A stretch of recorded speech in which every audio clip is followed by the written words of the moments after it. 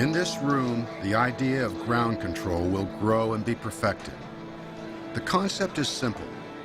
Divide the spacecraft and mission into parts. Each controller will handle one part. Those in the front row, the trench, navigate, controlling where the spacecraft is and where it's going. Theirs is a world of orbital mechanics, physics, the laws of motion. Their job was the mathematics of space. Their job was to take these equations that were put into computers, find a way to get us into orbit, and then get us back home. The second row, systems, watches over the machine. Engines, computers, batteries, oxygen, everything it needs to function and keep the astronaut alive. The systems row was about power systems, environmental control, oxygen, that kind of stuff. Very different kind of a culture, and usually different kinds of thinkers. The room is a pyramid.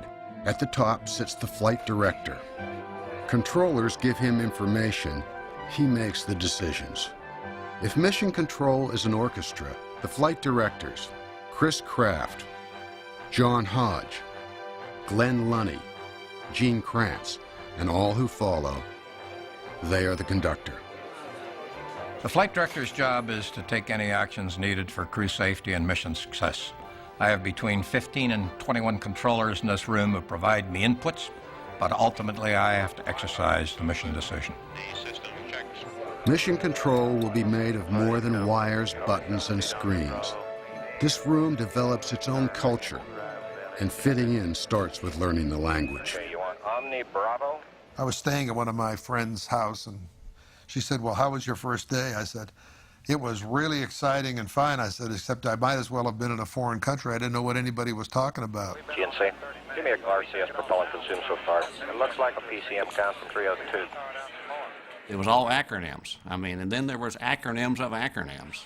ECS Econ. Go. I think we may have some RCS, huh?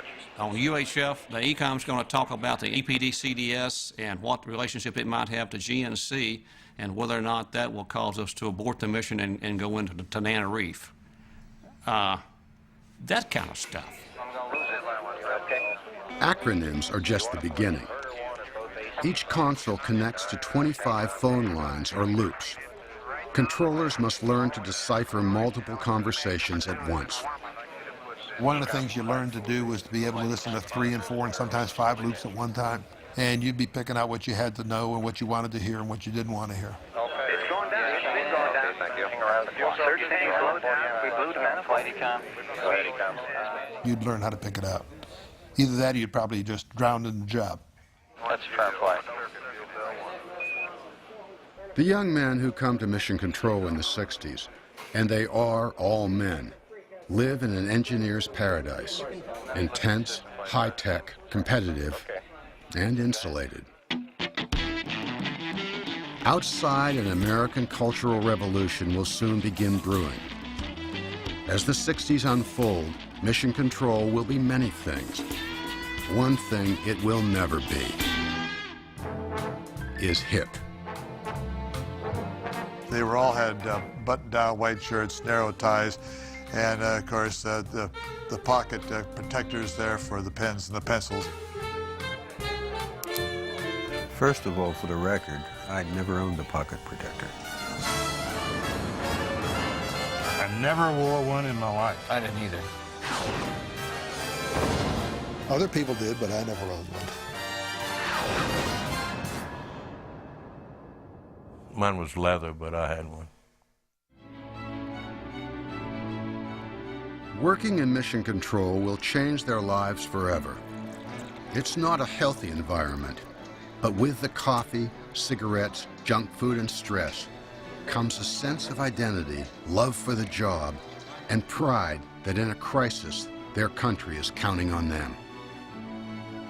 When the picture finally opened up to me about what this was about, I really got into it, and I was hooked. I didn't give a shit what I'd been thinking, how many problems I got when I walked through those doors and I shut them behind me. I was now in the control center, and I better get my act together because what I was going to be doing is very important.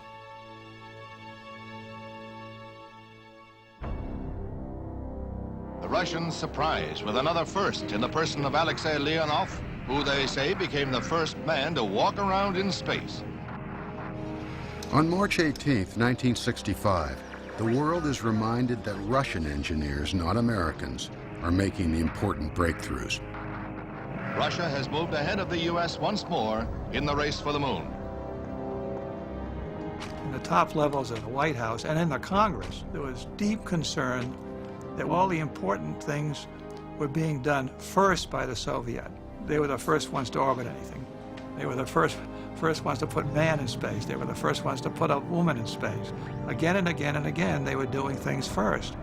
And when were we going to be able to do something first? NASA's answer is Project Gemini.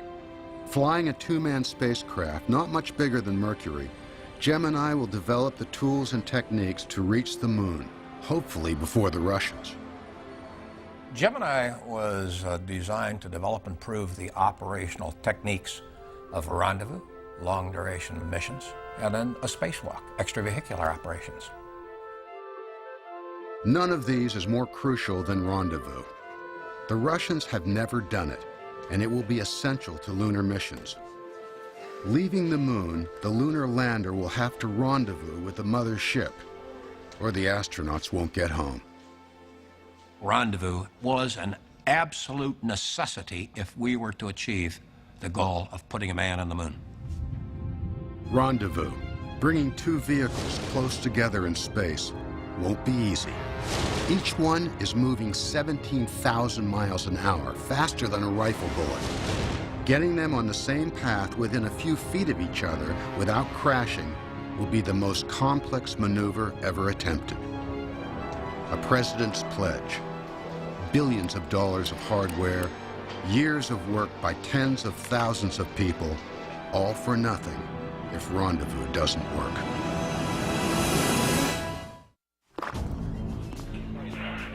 December 1965.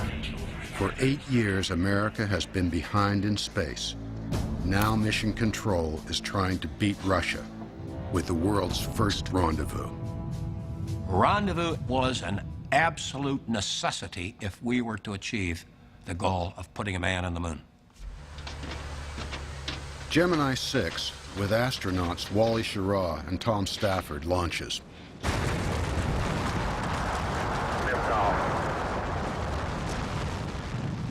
They will attempt to rendezvous with Gemini 7, flown by Frank Borman and Jim Lovell, already in orbit. Success or failure comes down to math. With a gravitational constant. The orbital mechanics in the trench have to calculate two perfect trajectories, figuring the Earth's gravity, the spacecraft's weight, the rocket's power, all the variables.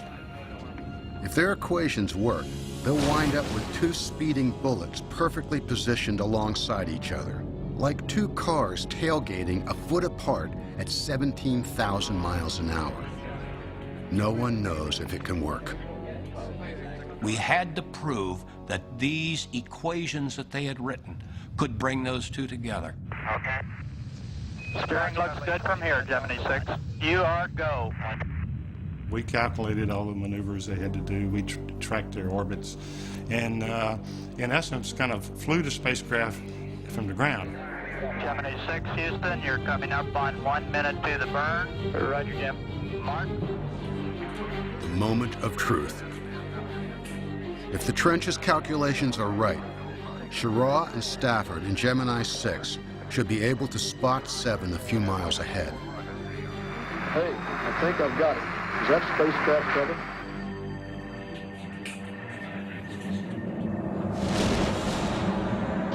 Ed Fendell is a controller at the Hawaii Tracking Station. And I had two vehicles sitting there, and they were talking to each other because they had rendezvoused right over the top of me. And it was very, very exciting. Yeah, we're sitting up here playing bridge together. We're in formation with 7. Everything is go here. Rendezvous is the first time America has beaten the Russians. Jerry Bostic wants to celebrate. I went to the flight director, Chris Kraft, and said, would you mind if we broke out some American flags and showed a little emotion? And